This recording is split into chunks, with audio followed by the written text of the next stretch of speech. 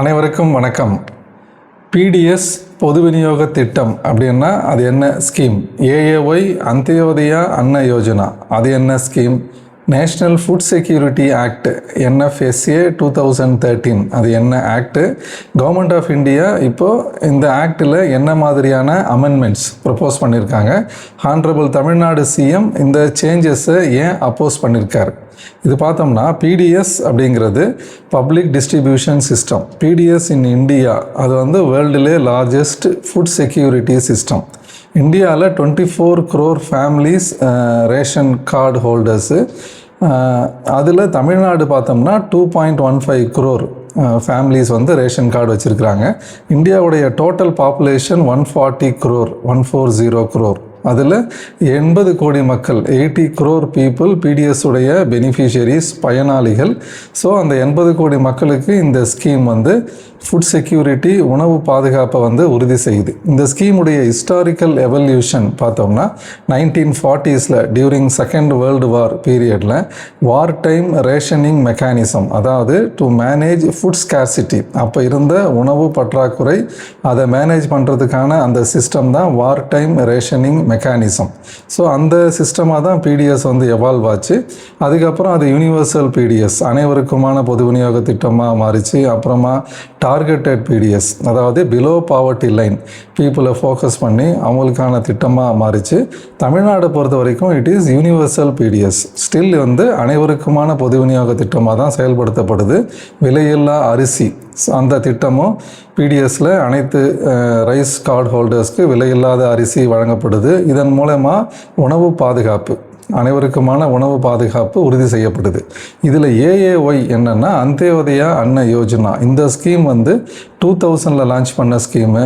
Purpose, இதனுடைய target வந்து poorest of the poor, அதாவது poorest of all BPL families. BPL ஃபேமிலிஸில் வறுமை கோட்டுக்கு கீழ் இருக்கிறவங்கள ரொம்ப புவரஸ்ட் ஃபேமிலிஸ் தான் இந்த ஸ்கீமுடைய டார்கெட்டு. இதில் 35 கிலோ அரிசி பர் ஃபேமிலி பர் மந்த் கொடுக்குறாங்க. தமிழ்நாட்டில் பார்த்தோம்னா 18.64 lakh ஏஏஒய் கார்ட்ஸ் இருக்குது. இதில் 69 லட்சம் பெனிஃபிஷரிஸ் இருக்கிறாங்க. அவங்களுக்கான உணவு பாதுகாப்பை இந்த ஸ்கீம் ஏஏஒய் என்ஷூர் பண்ணுது. நேஷ்னல் ஃபுட் செக்யூரிட்டி ஆக்ட் அப்படிங்கிறது NFSA ஆக்டு 2013 எனாக்ட் பண்ணாங்க. இதனுடைய பர்பஸ் வந்து ஃபுட் செக்யூரிட்டி, உணவு பாதுகாப்பு. அது வந்து அனைவருக்குமான ஒரு லீகல் ரைட்டு, அந்த ஸ்டேட்டஸ் கொடுத்தது தான் இந்த ஆக்டு. இந்த ஆக்டு படி குவான்டிட்டி வந்து 5 kg per person per month rice அந்த ஃபுட் கிரெயின்ஸ் வந்து கொடுக்க முடியும்.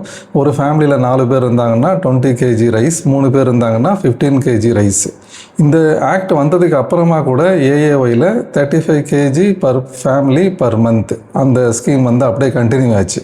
இப்போ government of India proposed amendment இந்த NFSA ஆக்டில் என்னென்னா ஏஏஒய் கார்டு ஹோல்டர்ஸ்க்கு 7 kg per person per month, அதாவது ஃபேமிலிக்கு 35 கிலோ அப்படிங்கிறத மாற்றி 7 kg per person per month அந்த அமெண்ட்மெண்ட் கொண்டு வந்திருக்காங்க.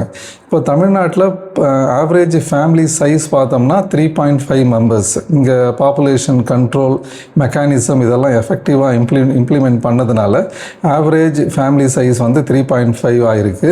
இதனால் இந்த புது அமெண்ட்மெண்ட் இம்ப்ளிமெண்ட் ஆச்சுன்னா பர் ஃபேமிலி 25 kg ஆவரேஜாக ரைஸ் கிடைக்கும்.